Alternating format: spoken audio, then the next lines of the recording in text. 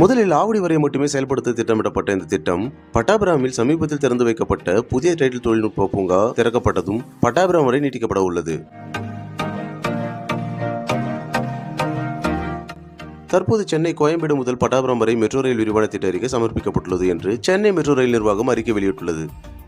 21.76 kilometre நீளம் கொண்ட இந்த வழித்தடத்தில் 19 ரயில் நிலையங்கள் அமைக்கப்பட உள்ளது. இந்த வழித்தடம் தற்போதுள்ள கோயம்பேடு மெட்ரோ ரயில் நிலையத்தில் தொடங்கி பாடி, புதுநகர், முகப்பேர், அம்பத்தூர், திருமுல்லைவாயில், ஆவடி வழியாக சென்று பட்டாபிராமில் அவுட்டர் ரிங் ரோடு வெளிவட்ட சாலையில் முடிவடைகிறது.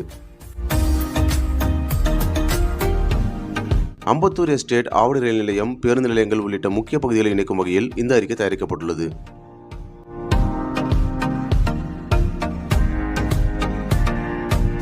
அம்பத்தூர் எஸ்டேட் பேருந்து பணிமனை சந்திப்பு, டன்லப் அருகே ஆவடி பேருந்து நிலையத்துக்கு முன்பு என 3 இடங்களில் நெடுஞ்சாலை மேம்பாலத்துடன் ஒருங்கிணைந்து கட்டப்படும்.